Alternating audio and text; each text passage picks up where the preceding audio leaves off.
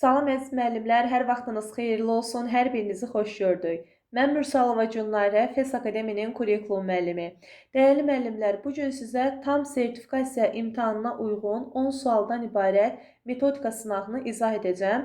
Sizdən xahişim isə odur ki, videonu bəyənin və paylaşın. Hər kəsin izləməsinə şərait yaradın ki, hər kəs yararlana bilsin. Gəlin birinci sualdan başlayaq. Şeirdə hansı təsvir vasitələrinin əlaqələndirildiyini müəyyən edin. Verilmiş tapşırıq Bloom'un idraç taksonomiyasının hansı mərhələsinə uyğundur? Bilirik ki, Bloom'un idraç taksonomiyası 6 mərhələdən ibarətdir.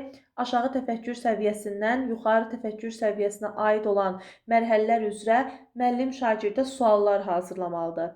Məhz bizim bu sualımız anlamaq mərhələsinə aiddir. Nəyə görə anlamaq mərhələsinə?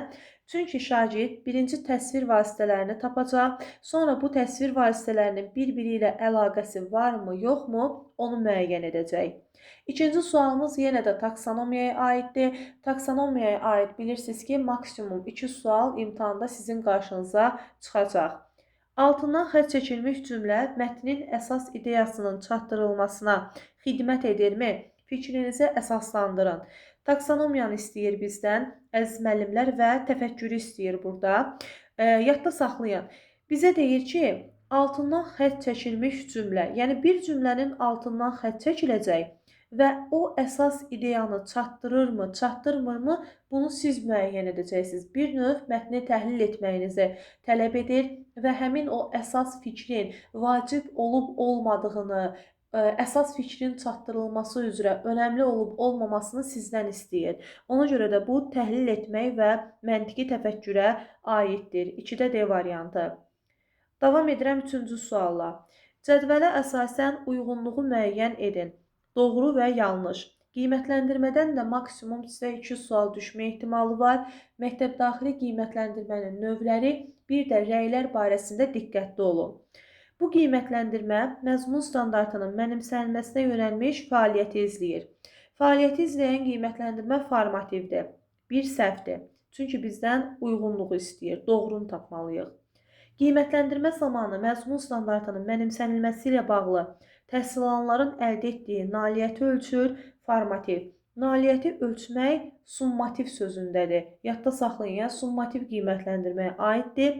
Bunun da üzərinə xətt çəkəndə yerdə hansı variant qalır? 3, 4, C variantı. Müəllimin təlim fəaliyyətində hansı metodlardan istifadə etməsini müəyyən etməyə imkan yaradan formativ yox, diaqnostik qiymətləndirmədir. Yeni mövzuya başlamamışdan əvvəl şagirdin biliklərini üzə çıxardan yenə də formativ yox, diaqnostik qiymətləndirmədir. Uyğunluğu istəyəndə bizdən doğrudan doğrunu tapmalıyıq, yəni düzü, yanlışdan isə səhvi tapmalıyıq. Verilən rəylərdən hansı şagirdlərin nitq bacarığına verilmiş effektiv rəy hesab oluna bilməz? Əgər biz verilmiş testdə düzgün rəy tapmaq istəyiriksə, o zaman bizim rəyimizdə həssaslıq olmalıdır, dəqiqlik olmalıdır, vaxtında deyilməlidir, sonu inkarla bitməməlidir və yol göstərən bir rəy olmalıdır. Söz ehtiyatın zəngindir. İntonasiyanı idarə edərkən obrazların xarakterinə uyğun səsləndirsən daha yaxşı olar. Bu doğrudur. Deməli, müsbətin deyib, mənfisin də deyib, burada həssaslıqla və üstəgəl yol da göstərib. Fikrini əsaslandırarkən düzgün arqumentlərdən istifadə edirsən. Bəzən məzmundan kənara çıxsan da ümumi məzmunu aydın və sərbəst çatdırırsan. Burada da yenə neqativ heç bir şey yoxdur. Əla. Obrazların xarakterinə uyğun jest və mimikadan istifadə edərək dinləyicinin diqqətini cəlb edirsən.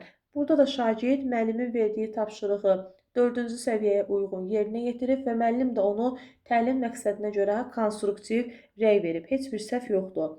Nitqin məzmun baxımından zəngin və dolğundur. Fikirlərini ifadə edərkən dəqiq mənbələrdən də istifadə etməyin təqdirə layiqdir. Bu da doğru rəydir.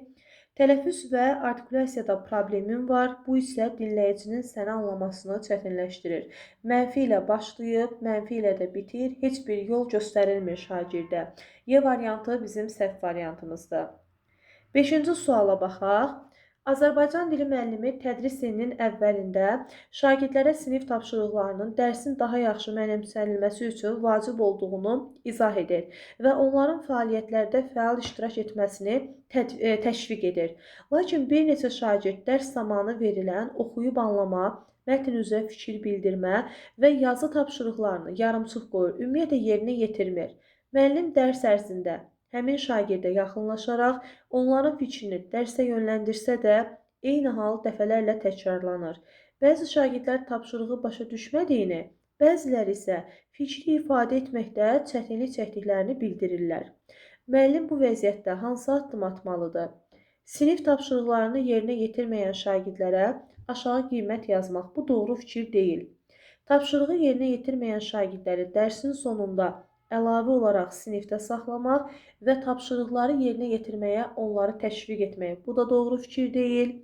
Qısa ara verməklə qaydaları onlara xatırlatmalıdır və tapşırıqları yenidən sinifə təqdim etməlidir. Eyni tapşırığı yenidən bütün sinifə təqdim etməyim, bu ancaq vaxt itkisi ola bilər, səhvdir. Tapşırıqları yerinə yetirən şagirdləri nümunə göstərərək digər şagirdləri həvəsləndirə bilər. Bu uşaqlar arasında rəqabət yaradacaq və o sinifdəki ab-havanı daha da korlaya bilər.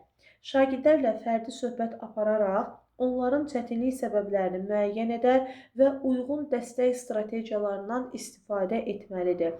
Bəli, Y variantı doğrudur. Çünki burada bəzi uşaqlar tapşırığı başa düşmürlər, bəziləri isə fikirlərini ifadə etməkdə çətinlik çəkirlər. Onların problemini müəllim onlarla danışıb həll etdikdən sonra strategiyasını da ona uyğun dəyişib o şagirdlərə kömək edə bilər. Davam edirəm 6-cı sual. Riyaziyyat müəllimi şagirdlərə məktəb bağçasının planını təqdim edir. Plana əsasən bağça düzbucaqlı formasındadır. Uzunluğu 18, eni isə 12 metrdir. Müəllim şagirdlərdən əvvəlcə bağçanın sahəsini hesablamağı, daha sonra isə həmin sahənin 3/2 hissəsinə gül əkilməsi üçün ayrıldığını müəyyən etməyi istəyir. Yəni 3/2 hissəsinə gül əkilməsini tapşırır. Fəaliyyətə əsasən müəllim inteqrasiyanın hansı növünü reallaşdıracaq? Burada həm hesablama var, həm belə deyim, həndəsə məzmun xətti var, həm hesablama məzmun xətti var, yəni ədədlər və əməllər. Ona görə yalnız və yalnız fəndaxili inteqrasiya olur. 6-da D variantı. Müəllim əvvəlcə şagirdə bir bağçanın uzunluğunu verir, yəni deyir ki, bunun 3/2 hissəsində nə qədər gül əkilə bilər.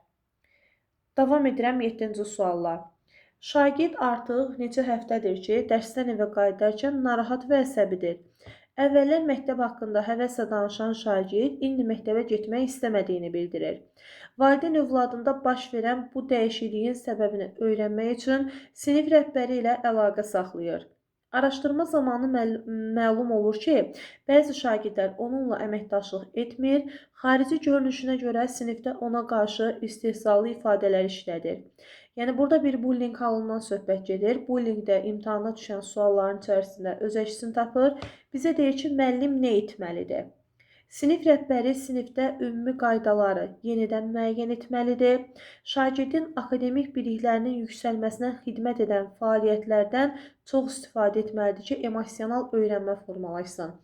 Müəllimin akademik fəaliyyəti nə qədər sinifdə formalaşdırsa da, emosional intellekt bununla bağlı deyil. Əksinə, müəllim birinci şagirddə emosional intellekti, sosial-emosional öyrənməni formalaşdırmalıdır. Daha sonra şagirdin akademik nailiyyətləri yüksələ bilər. Ondan əlavə olaraq ümumi qaydaları müəllim təyin edə bilməz. Bunu uşaqlarla bir yerdə hazırlamaq lazımdır. Bilməz deyəndə, yəni bir yerdə hazırlamaq daha məsləhətlidir. B variantında deyir, sinif rəhbəri arzu olunmayan davranışların qarşısını almaq üçün əvvəlcə şagirdlərlə söhbət aparmalıdır. Daha sonra valideyn və məktəb psixoloqu ilə əməkdaşlıq edib dəstəkləyici mühit yarada bilər. Bəli, B variantı uyğun variantdır. Amma digər variantlardakı gəlin səhvləri tapaq. Sinif rəhbəri şagirdlər arasında münasibətləri diqqətdə saxlamalı, vəziyyəti araşdıraraq valideynin təhlükəsiz mühit yaratmasına təşəbbüs göstərməlidir. Bəs müəllimin rolu burada harda qaldı? Səhvdir. Sinif rəhbəri zərərçəkən şagirdin özünə inamını artırmaq məqsədi ilə ona sinifdaxili fəaliyyətlərdə daha fəal iştirak etməyi və güclü olmağı tövsiyə etməlidir ki, özünü müdafiə etməyi bacarsın. Burada isə problem həll olunmamış qalır. Əksinə, yəni müəllimin sözündən elə çıxır ki, sənə edirlərsə sən də edə bilərsən.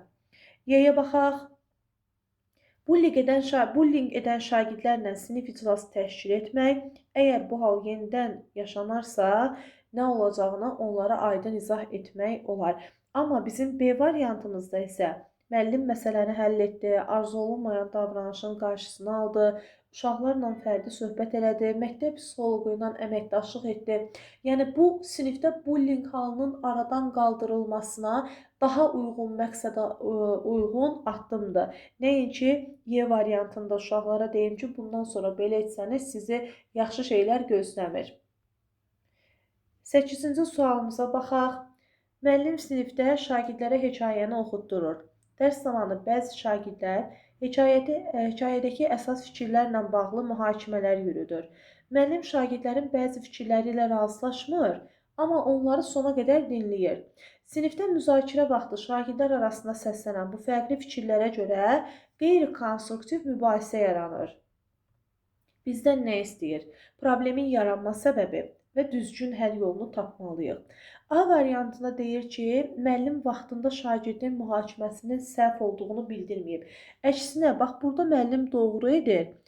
Şagirdin fikri ilə razılaşmasa da, müəllimin fəal dinləmə bacarığı olmalıdır. Müəllim şagirdi dinləməlidir. O öz fikrini irəli sürməlidir. Çünki müzakirədir, hər kəsin öz mühakiməsi var, hər kəsin öz arqumenti var. A variantının üstündən xətt çəkirəm. Şagirdlərə idraç taksonomiyasının müxtəlif mərhələlərinə aid suallar verilməyib. Müəllimlər, burada məsələ kiminsə sualı az, kiminsə suala çox cavab verməsi deyil ki, biz B variantını götürək. Burada məsələ uşaqlar bir-birlərinin fikirləri ilə razılaşmır. Bir növ ünsiyyət səriştəsi yoxdur burada. Sinif qaydalarını düzgün tərtib etməyib. Bu ola bilər, amma gəlin baxaq. Həll yolu nə ola bilər?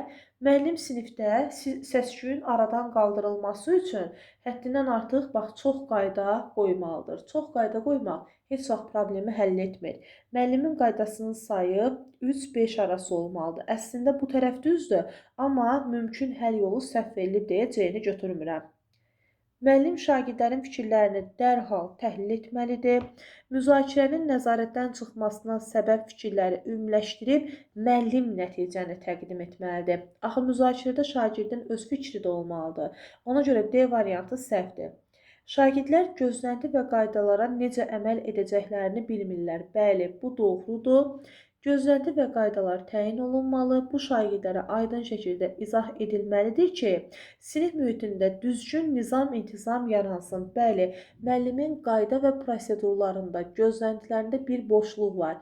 Şagirdlərin ünsiyyət mədəniyyəti yoxdur, müzakirə qaydası yoxdur. Uşaqlar bir-birlərini dinləmir və bir-birlərinin fikirlərinə səbirlə, hörmətlə yanaşmırlar, dözümsüzlük göstərirlər. Bunun da səbəbi qayda və prosedurların, gözləntilərin düzgün qurulmaması sinifdə. Davam edirəm 9. Aşağıdakılardan hansı şagirdin əməkdaşlıq bacarığına aid olmaz? Şagirdlər birgə fəaliyyət zamanı bir-birindən öyrənir, həm də onların sosial bacarıqları inkişaf edir. A düzdür.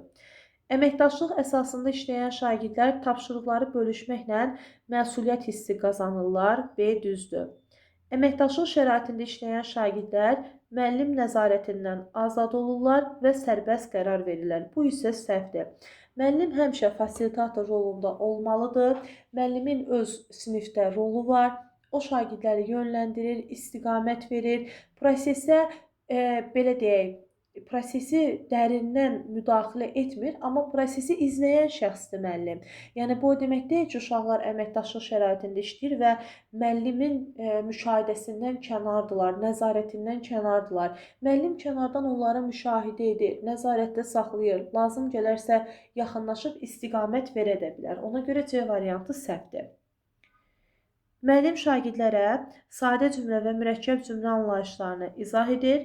Daha sonra mətndə verilmiş sadə cümlələri mürəkkəb cümləyə çevirərək yazmalarını tapşırır. İnteqrasiya olmazsa olmazımız. Hər sertifikasiya imtahanının mütləq bir sualı da məhz inteqrasiyadır. Hər müəllimin öz fənninə uyğun düşür. İndi növbəti Naxçıvan imtahanında əsasən ibtidai sinif, təsviri sənət, texnologiya, fiziki tərbiyə və başqa müəllimlər gedəcək. Ona görə mənim sizdən xahişim öz məzmun xəttinizi gözəl bilin.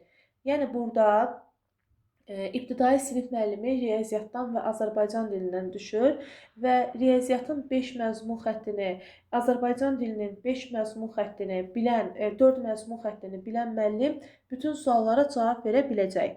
Burada müəllim sadə cümlə verir və mürəkkəb cümlə verir, düzdür? Bu dil qaydalarıdır.